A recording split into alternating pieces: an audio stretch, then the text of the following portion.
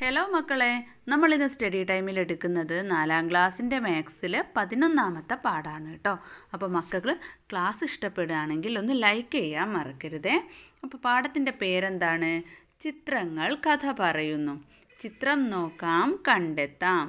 ചെല്ലക്കാട് agrifarm. ഇവിടെ വ്യത്യസ്ത ജീവികളുടെ ചിത്രങ്ങൾ തന്നിട്ടുണ്ട്. ചെല്ലക്കാട് ഗവൺമെൻറ് LP സ്കൂളിലെ കുട്ടികൾ അഗ്രിഫാം സന്ദർശിക്കുകയാണ്. അപ്പോൾ ഇവിടെ നടുക്ക് എന്ത് എഴുതിയിട്ടുണ്ട്? ഞങ്ങൾ കൂട്ടുകാർ. ഇവരെല്ലാവരും കൂട്ടുകാരാണെന്ന് എഴുതിയിട്ടുണ്ട്. അപ്പം നമുക്ക് പാഠത്തിലേക്ക് കടക്കാം. ഒന്നാമത്തേത്, ചിത്രം നോക്കൂ, കണ്ടുപിടിക്കൂ. ചിത്രത്തിൽ ഏതെല്ലാം ജീവികളുണ്ട് എന്ന് ടീച്ചർ കുട്ടികളോട് ചോദിക്കുകയാണ്. ചിത്രം നോക്കി അഗ്രിഫാമിൽ നിങ്ങൾ കണ്ട കാര്യങ്ങൾ എഴുതൂ. കൂട്ടുകാരോടും ചോദിക്കണേ. അപ്പോൾ ഞാൻ കണ്ടുപിടിച്ചത് ഏതൊക്കെയാണെന്ന് അവിടെ എഴുതാം. നായയുണ്ട്, എരുമ, പിന്നെ പശു, താറാവ്, കോഴി, ആട്, അല്ലേ? ഇനി താഴെയുള്ള പട്ടിക പൂരിപ്പിക്കണം. ജീവികളുടെ ചിത്രങ്ങൾ തന്നിട്ടുണ്ട്. ഓരോന്നും എത്ര എണ്ണം ഉണ്ട് എന്ന് എണ്ണി എഴുതണം. അപ്പം നമുക്ക് എണ്ണി നോക്കാം. എൻ്റെ കൂടെ മക്കളും എണ്ണി നോക്കണം. ആദ്യത്തെ ചിത്രത്തിൽ തന്നിട്ടുള്ളത് നായയാണ്. നായ ഇവിടെ 4 എണ്ണമാണ് ഉള്ളത്. പിന്നെ തന്നിട്ടുള്ളത് എന്താണ്? എരുമയാണ്. എരുമ 1, 2, 3, 4, 5, 6, 7 എണ്ണം ഉണ്ട്. പിന്നെ പശു 5 എണ്ണമാണ്. പിന്നെയോ താറാവ് എത്ര എണ്ണം ഉണ്ട്? 20 എണ്ണമാണുള്ളത്. ഇനി കോഴിയാണെങ്കിലോ 30 എണ്ണം ഉണ്ട്. ഇനി ആട് എത്ര എണ്ണം ഉണ്ടെന്നൊന്ന് എണ്ണി നോക്കിക്കേ. 22 ഓക്കെ. ഇനി പട്ടിക നോക്കി ചോദ്യങ്ങൾക്ക് ഉത്തരം എഴുതണം. ഒന്നാമത്തെ ചോദ്യം, അഗ്രിഫാമിൽ ഏറ്റവും കൂടുതലുള്ള ജീവി ഏതാണ്? ഏതാ മക്കളെ? 30 എണ്ണമുള്ള കോഴിയാണ്, അല്ലേ? രണ്ടാമത്തെ ചോദ്യം, പശുവിനേക്കാൾ കൂടുതൽ എണ്ണമുള്ള ജീവികൾ ഏതെല്ലാം? പശുവിൻ്റെ എണ്ണം എത്രയാണ്? 5 എണ്ണമാണ്. അപ്പം അതിനേക്കാൾ കൂടുതലുള്ള ജീവികൾ ഏതൊക്കെയാ? എരുമ, താറാവ്, കോഴി, ആട്. നായയ്ക്ക് മാത്രമാണ് അതിനേക്കാൾ എണ്ണം കുറവുള്ളത്. ഇനി ഏറ്റവും കുറവുള്ള ജീവി ഏത്? ഏറ്റവും കുറവേതാണ്? നായ. ആകെ ജീവികളുടെ എണ്ണം എത്ര? അതിന് എല്ലാം കൂടെ കൂട്ടി നോക്കിയാൽ മതി. അപ്പോൾ എത്രയാ കിട്ടുന്നത്? 88 ജീവികളാണ്. ഇനി ചെല്ലക്കാട് ഗവൺമെൻറ് LP സ്കൂൾ. ചെല്ലക്കാട് സ്കൂളിലെ കാഴ്ചകൾ നോക്കൂ. കുട്ടികൾ സ്കൂളിൽ വരുന്ന രീതി താഴെ പട്ടികയിലുണ്ട്. ഒരു തലയുടെ ചിത്രം 5 എണ്ണത്തെ സൂചിപ്പിക്കുന്നു. ഇവിടെ കുട്ടികൾ വരുന്ന രീതി കൊടുത്തിട്ടുണ്ട്. ജീപ്പ്, വാന്, ഓട്ടോറിക്ഷ, അതുപോലെ സ്കൂട്ടർ, സൈക്കിള്, നടന്നിട്ട് അങ്ങനെ കൊടുത്തിട്ടുണ്ട്. പെൺകുട്ടികൾ എത്ര, ആൺകുട്ടികൾ എത്ര എന്നും കൊടുത്തിട്ടുണ്ട്. അപ്പോൾ അതിൽ നമ്മളോട് പറഞ്ഞു ഒരു തലയുടെ എണ്ണം ഒരു തലയുടെ ചിത്രം 5 എണ്ണത്തെയാണ് സൂചിപ്പിക്കുന്നത്. അപ്പോൾ 1 5 ആയിട്ടാണ് നമ്മൾ കൂട്ടേണ്ടത്. അപ്പോൾ പെൺകുട്ടികൾ, ജീപ്പിൽ പെൺകുട്ടികൾ 5 എണ്ണമാണ് ഇവിടെ തന്നിട്ടുള്ളത്. അപ്പോൾ 5 എന്ന് പറഞ്ഞാൽ എത്രയാ? 1 5 ആണ്. അപ്പോൾ 5 എണ്ണം എന്ന് പറയുമ്പോൾ 5 ഗുണിക്കണം 5 25. ആൺകുട്ടികൾ 7 തലയാണ് തന്നിട്ടുള്ളത്. അപ്പോൾ 7 ഗുണിക്കണം 5 എത്രയാണ്? 7 5 35. ഇനി ഗുണന പട്ടിക പഠിച്ചാൽ സിമ്പിളാണ്. ഓരോ തലയുടെയിലും കൂടെ ഞാൻ 5 കൊണ്ട് ഗുണിച്ചിട്ടുണ്ട്. വാന് 15 പെൺകുട്ടികളാണ്. 15 ഗുണിക്കണം 5 75. ആൺകുട്ടികൾ 12 ആണ്. അപ്പോൾ 12 ഗുണിക്കണം 5 60. ഇനി ഓട്ടോയിൽ വരുന്ന പെൺകുട്ടികൾ 8 ആണ്. അപ്പോൾ 8ന് 5 കൊണ്ട് ഗുണിച്ചാൽ 40. ആൺകുട്ടികൾ 10 ആണ്. 10ന് 5 കൊണ്ട് ഗുണിച്ചാൽ 50. ഇനി സ്കൂട്ടറിൽ 5 പെൺകുട്ടികളല്ല 5 തലയാണ് കാണിച്ചിട്ടുള്ളത്. അപ്പോൾ 5 5 25 ആണ്. ആൺകുട്ടികൾ 7 തല കാണിച്ചിട്ടുണ്ട്. അപ്പോൾ 7 5 എത്രയാ? 35. ഇനി സൈക്കിളിൽ 3 കുട്ടികളുടെ തലയാണ് കാണിച്ചിട്ടുള്ളത്. അപ്പോൾ 3 5 എത്രയാ? 15. പിന്നെ ആൺകുട്ടികൾ 5 തലയാണ്. അപ്പോൾ 5 5 25. ഇനി നടന്നു വരുന്നവരാണെങ്കിലോ 9 തലയുണ്ട്. അപ്പോൾ 9 5 45 കുട്ടികളാണ്. ആൺകുട്ടികൾ 4 തലയാണ്. അപ്പോൾ 4 5 20 കുട്ടികളാണ്. അപ്പോൾ മക്കളെ, പട്ടികയിൽ നിന്നും എന്തെല്ലാം മനസ്സിലാക്കാം? സ്കൂളിലെ ആകെ കുട്ടികളുടെ എണ്ണം മനസ്സിലാക്കാം. ഏത് രീതിയിലാണ് കൂടുതൽ കുട്ടികൾ സ്കൂളിലേക്ക് എത്തുന്നതെന്ന് മനസ്സിലാക്കാം. അതുപോലെ കുറവ് കുട്ടികൾ ഏത് രീതിയിലാണ് വരുന്നത് എന്ന് മനസ്സിലാക്കാം. പിന്നെ ഓരോ വാഹനത്തിലും വരുന്ന കുട്ടികളുടെ എണ്ണം മനസ്സിലാക്കാൻ പറ്റും. അപ്പോൾ അതിൽ നിന്ന് കുറച്ച് ചോദ്യങ്ങളാണ് ഇവിടെ കൊടുത്തിട്ടുള്ളത്. ഓട്ടോറിക്ഷയിൽ സ്കൂളിൽ വരുന്നത് എത്ര പെൺകുട്ടികളാണ്? എത്രയാ മക്കളെ? നമ്മൾ നേരത്തെ പൂരിപ്പിച്ചത് നോക്കിയാൽ മതി. 40 പെൺകുട്ടികളാണ്. സൈക്കിളിൽ വരുന്നത് എത്ര ആൺകുട്ടികളാണ്? 20 ആൺകുട്ടികളാണ്. ഇനി ഏറ്റവും കൂടുതൽ കുട്ടികൾ സ്കൂളിൽ വരുന്നത് എങ്ങനെയാണ്? എങ്ങനെയാ? വേനിലാണല്ലേ.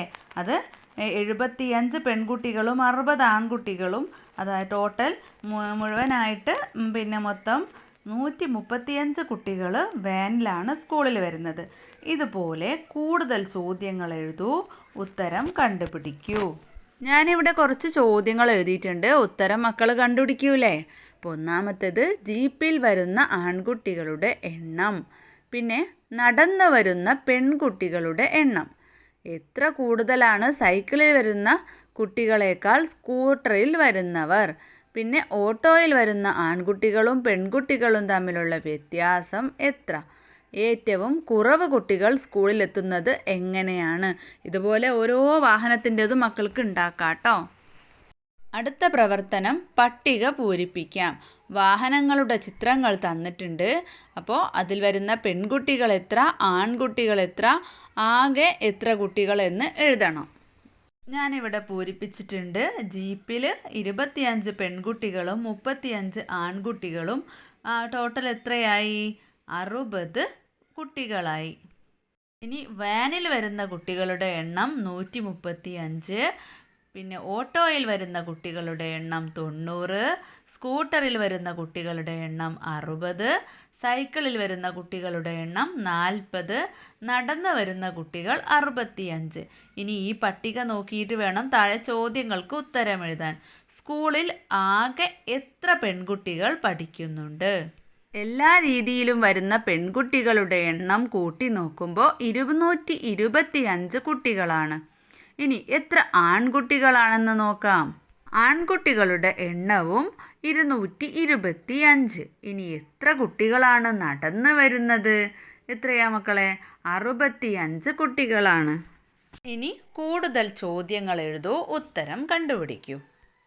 സ്കൂളിലെ ആകെ കുട്ടികളുടെ എണ്ണം. ആൺകുട്ടികൾ 225 പെൺകുട്ടികൾ 225 ആണല്ലേ. അപ്പോൾ മൊത്തം 450 കുട്ടികളാണ്. ഇനി എത്ര കുട്ടികളാണ് സൈക്കിളിൽ വരുന്നത്? 40 കുട്ടികൾ. ഇനി സ്കൂട്ടറിൽ വരുന്ന ആൺകുട്ടികളുടെ എണ്ണം എത്ര? 35. ഇതുപോലെ മക്കൾ കൂടുതൽ ചോദ്യങ്ങൾ ഉണ്ടാക്കുക കേട്ടോ. ജീപ്പിൽ വരുന്ന ആൺകുട്ടികൾ എത്ര, പെൺകുട്ടികൾ എത്ര, വാനിൽ വരുന്ന ആകെ കുട്ടികൾ എണ്ണം എത്ര, അങ്ങനെ മക്കൾക്ക് ഇഷ്ടമുള്ള അത്ര ചോദ്യങ്ങൾ ഉണ്ടാക്കാം. ഇനി താഴെ പട്ടിക തയ്യാറാക്കൂ. നിങ്ങളുടെ ക്ലാസ്സിലെ കൂട്ടുകാർ സ്കൂളിലേക്ക് വരുന്ന രീതിയെക്കുറിച്ചുള്ള വിവരങ്ങൾ ചോദിച്ച് മനസ്സിലാക്കൂ. ഈ വിവരങ്ങൾ ഒരു പട്ടികയായി നോട്ട് ബുക്കിൽ എഴുതൂ. ഇവിടെ മറ്റൊരു സ്കൂളിലേക്ക് കുട്ടികൾ വരുന്ന രീതിയാണ് തന്നിട്ടുള്ളത് പട്ടികയായിട്ട്. അപ്പോൾ അതുപോലെ ഒരു പട്ടിക വരച്ച് നിങ്ങളുടെ സ്കൂളിലെ കുട്ടികളുടേതും എഴുതുക കേട്ടോ. അടുത്തത് മരം ഒരു വരം. ചിത്രം നോക്കൂ. ചിത്രത്തിൽ നിന്നും മനസ്സിലാക്കിയ കാര്യങ്ങൾ എഴുതൂ. ഇവിടെ ചിത്രത്തിൽ പഞ്ചായത്ത് ഓഫീസിൻ്റെ ഒരു കെട്ടിടം കാണാം. സൈഡിൽ മരം ഒരു വരം പദ്ധതി, ഒരു വീടിന് ഒരു മരം എന്നെഴുതിയത് കാണാം. ഒരുപാട് ചെടികൾ നട്ടുവെച്ചിരിക്കുന്നത് കാണാം. കുറച്ചാളുകളെയും കാണാം. ചോദ്യം എന്താണ്? നിങ്ങൾക്ക് എവിടെ നിന്നെല്ലാം വൃക്ഷത്തൈകൾ കിട്ടാറുണ്ട്? വനം വകുപ്പിൽ നിന്നും, കൃഷിഭവനിൽ നിന്നും, നഴ്സറികളിൽ നിന്നും, സ്കൂളുകളിൽ നിന്നും, ക്ലബ്ബുകളിൽ നിന്നൊക്കെ കിട്ടാറുണ്ട് അല്ലേ? നിങ്ങൾ ഇതുവരെ നട്ടു വളർത്തിയ വൃക്ഷത്തൈകളുടെ പേരെഴുതുക. അപ്പോൾ നിങ്ങൾ ഓരോരുത്തരും ഏതൊക്കെ വൃക്ഷത്തൈകളാണ് നട്ടു വളർത്തിയതെന്ന് നോക്കി പേരെഴുതുക. ഞാനിവിടെ കുറച്ച് വൃക്ഷങ്ങളുടെ പേരുകൾ കൊടുക്കുന്നുണ്ട്.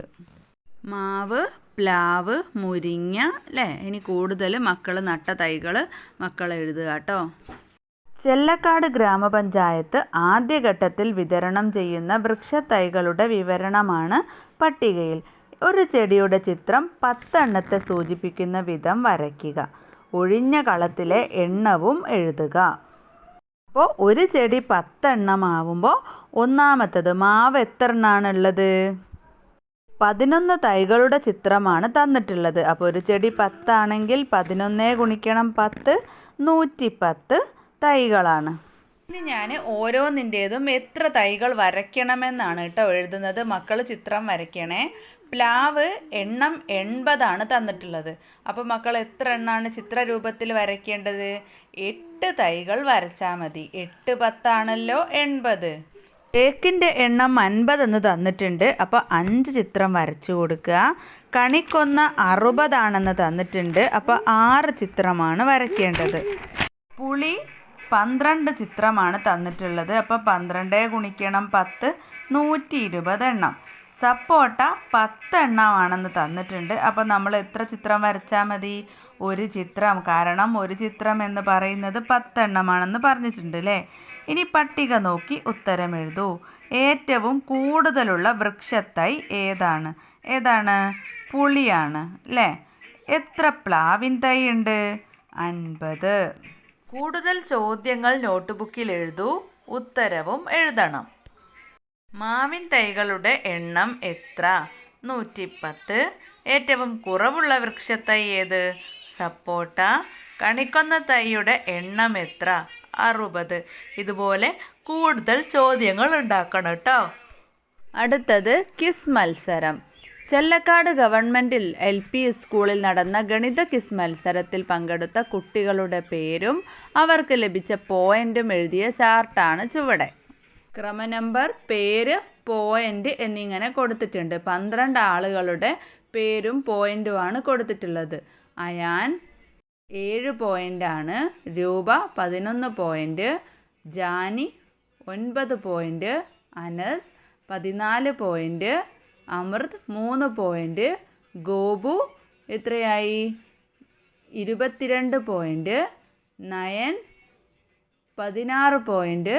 കൃപ 7 പോയിൻ്റ്. ജീവ 9 പോയിൻ്റ്. കരൺ 18 പോയിൻ്റ്.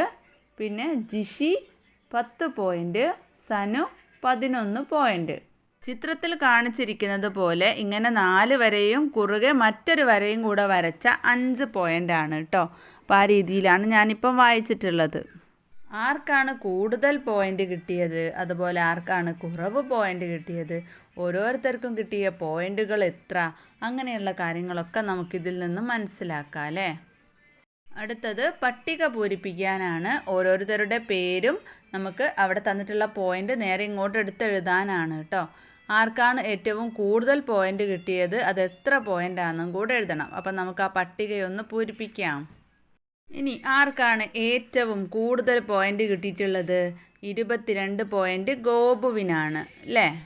ഇനി പോയിൻ്റ് കണ്ടെത്താം. ചെല്ലക്കാട് ഗവൺമെൻറ് LP സ്കൂളിലെ 3 കുട്ടികൾ ഉപജില്ലാ ഗണിതശാസ്ത്ര ക്വിസിൽ പങ്കെടുത്തു. അവർക്ക് കിട്ടിയ പോയിൻ്റാണ് ചുവടെ പട്ടികയിൽ ടാലി അടയാളമായി കാണിച്ചിരിക്കുന്നത്. പോയിൻ്റുകൾ കണക്കാക്കി എഴുതുക. അപ്പം നമ്മൾ ഇതുപോലെ 4 വരയിട്ട് ക്രോസ് ആയിട്ടൊരു വരയും കൂടെ ഇട്ടാൽ 5 എണ്ണമാണെന്ന് പഠിച്ചു. അപ്പോൾ 5ഉം 5ഉം 10, 10ഉം 4ഉം 14 കരണിന് കിട്ടിയ പോയിൻ്റ്. നയന് കിട്ടിയ പോയിൻ്റ് 15. ഇനി ഗോപുവിന് കിട്ടിയത് 18 പോയിൻ്റും. ഇനി അവസാനത്തെ പേജാണ്. ചെല്ലക്കാട് ഗവൺമെൻറ് LP സ്കൂളിലെ ലൈബ്രറി പുതുക്കുന്നതിൻ്റെ ഭാഗമായി PTA അംഗങ്ങൾ 6 ഗ്രൂപ്പായി തിരിഞ്ഞ് പുസ്തകങ്ങൾ ശേഖരിച്ചു. ശേഖരിച്ച പുസ്തകങ്ങളുടെ എണ്ണം വരച്ചിരിക്കുന്നത് നോക്കൂ. ഒരു പുസ്തകത്തിൻ്റെ ചിത്രം 10 എണ്ണത്തെ സൂചിപ്പിക്കുന്നു. അപ്പോൾ പട്ടികയിൽ പുസ്തകങ്ങളുടെ എണ്ണം എഴുതാൻ. ഒരു പുസ്തകം 10 എണ്ണമാണ്. അപ്പോൾ ഒന്നാമത്തെ ഗ്രൂപ്പ് 4 പുസ്തകമാണ് ഇവിടെ തന്നിട്ടുള്ളത്. അപ്പോൾ 40. രണ്ടാമത്തെ ഗ്രൂപ്പ് 5 പുസ്തകം, അപ്പോൾ 50. മൂന്നാമത്തെ ഗ്രൂപ്പ് 7 പുസ്തകമാണ്, അപ്പോൾ 70. നാലാമത്തെ ഗ്രൂപ്പ് 6, അപ്പോൾ 60. അഞ്ചാമത്തെ ഗ്രൂപ്പ് 5, അപ്പോൾ 50. ആറാമത്തെ ഗ്രൂപ്പ് എത്രയാ? 8 എണ്ണം, അപ്പോൾ 80. താഴെയുള്ള ചോദ്യങ്ങളിൽ ഒന്നാമത്തേത് നോക്കിക്കേ. ഒന്നാമത്തെ ഗ്രൂപ്പിനേക്കാൾ എത്ര പുസ്തകമാണ് ആറാമത്തെ ഗ്രൂപ്പ് കൂടുതലായി ശേഖരിച്ചത്? ഒന്നാമത്തേത് 40, ആറാമത്തത് 80. അപ്പോൾ 80-ൽ നിന്ന് 40 കുറച്ചാൽ 40 പുസ്തകങ്ങളാണ് കൂടുതൽ ശേഖരിച്ചത്. രണ്ടാമത്തെ ചോദ്യം, ഒരേ എണ്ണം പുസ്തകം ശേഖരിച്ചത് ഏതൊക്കെ ഗ്രൂപ്പുകളാണ്? ഏതൊക്കെയാ? 50 എണ്ണം ഉണ്ട് അല്ലേ? 50 എണ്ണം രണ്ടാമത്തെ ഗ്രൂപ്പും 5-മത്തെ ഗ്രൂപ്പും. മൂന്നാമത്തെ ചോദ്യം, മൂന്നാമത്തെ ഗ്രൂപ്പ് ശേഖരിച്ച പുസ്തകത്തിൻ്റെ എണ്ണത്തിന് തുല്യമാകാൻ രണ്ടാമത്തെ ഗ്രൂപ്പ് എത്ര പുസ്തകം കൂടി ശേഖരിക്കണം? അതിന് മൂന്നാമത്തെ ഗ്രൂപ്പിൽ നിന്ന് രണ്ടാമത്തെ ഗ്രൂപ്പ് കുറച്ചാൽ മതി. അതായത് 70-ൽ നിന്ന് 50 കുറച്ച 20 പുസ്തകങ്ങൾ കൂടി തുല്യമാകണമെങ്കിൽ വേണം. ഇനി ആകെ എത്ര പുസ്തകം ശേഖരിച്ചു? എല്ലാവരുടെയും ഇതും കൂടെ കൂട്ടി നോക്കിയപ്പോൾ 350 പുസ്തകങ്ങളാണ് ശേഖരിച്ചിട്ടുള്ളത്.